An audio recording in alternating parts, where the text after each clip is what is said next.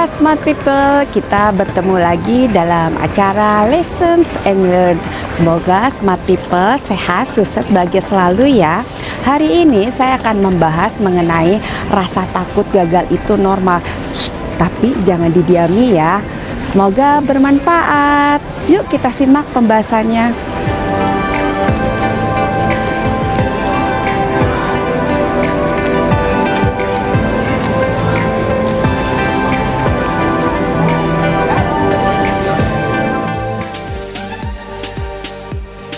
Hola Smart People, kita berjumpa kembali dalam acara Lessons and Learn. Sehat, sukses, dan bahagia selalu. Hari ini kita akan membahas materi mengenai rasa takut gagal. Itu normal, tapi jangan didiami. Yuk, mari kita simak bersama-sama. Semoga bermanfaat ya. Mereka yang berhasil bukan yang tidak pernah gagal, tetapi yang tidak berhenti saat gagal. Pertama, mari kita bahas latar belakangnya dan mengapa ini penting. Hampir setiap orang pernah menunda langkah, menolak kesempatan, atau memilih diam bukan karena tidak mampu, tetapi karena takut gagal. Takut salah, takut dinilai tidak kompeten, atau takut mengecewakan orang lain seringkali menjadi penghambat terbesar dalam perkembangan diri. Jika rasa takut gagal dibiarkan, maka akan menimbulkan yang pertama, potensi diri tidak pernah keluar. Yang kedua, kesempatan belajar terlewat. Yang ketiga, kepercayaan diri menurun perlahan. Yang keempat, seseorang terjebak dalam zona aman. Padahal kegagalan adalah bagian alami dari proses belajar dan bertumbuh. Selanjutnya, bila dilihat dari sudut pandang bagi HRD, yaitu HRD sering melihat individu dengan potensi besar yang perkembangannya terhambat karena terlalu memilih aman dan menghindari risiko kegagalan. Lalu kedua, ruang lingkup pembahasan. Materi ini mencakup yang pertama, pemahaman tentang rasa takut gagal. Yang kedua, peran kegagalan dalam proses belajar. Yang ketiga, hubungan antara kegagalan, keberanian, dan pertumbuhan. Yang keempat, cara memaknai kegagalan secara sehat.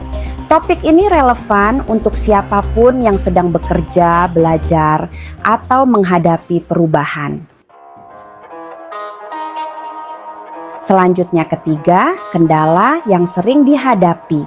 Beberapa kendala yang membuat rasa takut gagal terus bertahan antara lain. Yang pertama, budaya yang menghukum kesalahan. Kesalahan langsung dianggap sebagai ketidakmampuan. Yang kedua, takut penilaian orang lain. Gagal dianggap memalukan, bukan proses belajar. Yang ketiga, perfeksionisme berlebihan. Ingin sempurna sebelum memulai, akhirnya tidak pernah mulai. Yang keempat, pengalaman gagal di masa lalu. Kegagalan sebelumnya meninggalkan rasa takut yang belum selesai. Selanjutnya, bila dilihat dari sudut pandang bagi HRD, yaitu lingkungan kerja yang tidak aman secara psikologis, memperkuat rasa takut gagal dan menurunkan keberanian untuk mencoba. Dan keempat, analisanya. Rasa takut gagal sebenarnya normal dan manusiawi. Masalah muncul ketika rasa takut tersebut apabila yang pertama dibiarkan tanpa dihadapi, maka 1. Dijadikan alasan untuk tidak bertindak. 2. Mengendalikan keputusan dan arah hidup. Yang kedua, tanpa kegagalan, maka 1. Tidak ada pembelajaran nyata. 2. Tidak ada inovasi. 3. Tidak ada peningkatan kapasitas diri.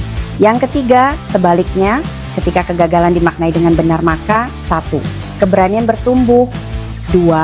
Pola pikir menjadi lebih fleksibel. 3. Ketahanan mental terbentuk. Selanjutnya, bila dilihat dari sudut pandang bagi HRD, yaitu HRD menilai individu yang berani mencoba dan belajar dari kegagalan sebagai aset penting bagi organisasi. Lalu kelima, rekomendasi. Yang pertama untuk individu yaitu 1. Sadari bahwa gagal tidak sama dengan tidak mampu. 2. Pisahkan kegagalan pada proses dengan harga diri pribadi. 3. Mulai dari langkah kecil untuk membangun keberanian. 4. Jadikan kegagalan sebagai bahan refleksi, bukan hukuman. Untuk aksi praktisnya, catat satu kegagalan yang paling banyak memberi pelajaran, lalu tuliskan apa yang bisa dilakukan lebih baik ke depan. Yang kedua, untuk lingkungan kerja atau bila dilihat dari sudut pandang bagi HRD yaitu 1. Bangun budaya aman untuk belajar dan mencoba. 2. Evaluasi kesalahan dengan pendekatan perbaikan, bukan menyalahkan. 3. Apresiasi keberanian mencoba, bukan hanya hasil akhir. 4. Jadikan kegagalan sebagai bahan pembelajaran bersama. Yang terakhir yaitu kesimpulan. Rasa takut gagal adalah bagian dari perjalanan hidup dan kerja. Namun, membiarkan rasa takut itu menguasai keputusan hanya akan menghambat pertumbuhan diri. Kesimpulannya bila dilihat dari sudut pandang bagi HRD, yaitu organisasi yang sehat bukan yang bebas dari kegagalan, tetapi yang mampu belajar dari kegagalan tanpa mematikan keberanian individu di dalamnya. Demikian materi pembahasan hari ini mengenai rasa takut gagal. Itu normal tapi jangan didiami. Semoga bermanfaat, sehat, sukses, dan bahagia selalu. Demikian ya pembahasannya. Jika smart people merasa video ini berguna, mohon berikan tanda like, subscribe, dan share linknya ke teman-teman. Sampai bertemu di lessons berikutnya. Sehat, sukses, bahagia selalu. Bye.